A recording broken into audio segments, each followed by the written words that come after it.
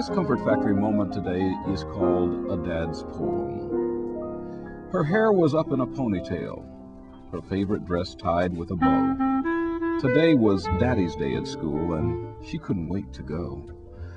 But her mommy tried to tell her that she probably should stay home, why the kids might not understand if she went to school alone. But she was not afraid. She knew just what to say, what to tell her classmates of why he wasn't there today. But still her mother worried for her to face this day alone, and that was why once again she tried to keep her daughter home. But the little girl went to school eager to tell them all about a dad she never sees, a dad who never calls. There were daddies along the wall in the back for everyone to meet, children squirming impatiently, anxious in their seats. One by one the teacher called a student from the class to introduce their daddy as seconds slowly passed. At last the teacher called her name. Every child turned to stare. Each of them was searching for a man who wasn't there. "Where's her daddy at?" she heard a boy call out.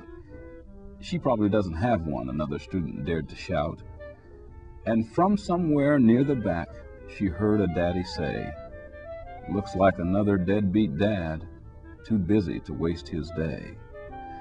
The words did not offend her, and she smiled up at her mom and looked back at her teacher, who told her to go on.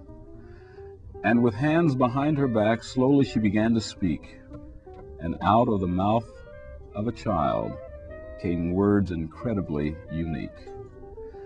"My daddy couldn't be here because he lives so far away. But I know he wishes he could be, since this is such a special day. And though you cannot meet him, I wanted you to know all about my daddy and how much he loves me so. He loved to tell me stories. He taught me to ride my bike. He surprised me with pink roses and taught me to fly a kite. We used to share fudge sundaes and ice cream in a cone.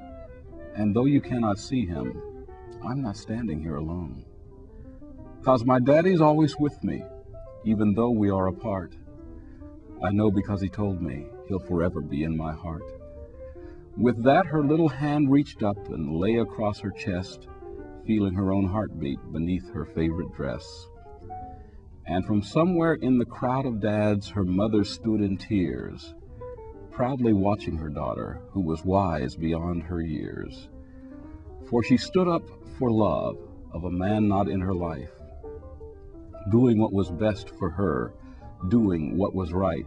And when she dropped her hand back down, staring straight into the crowd, she finished with a voice so soft, but its message clear and loud.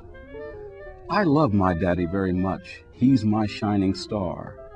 And if he could, he'd be here, but heaven's just too far. You see, he was a fireman and died just this past year, when airplanes hit the towers and taught Americans to fear. But sometimes when I close my eyes, it's like he never went away."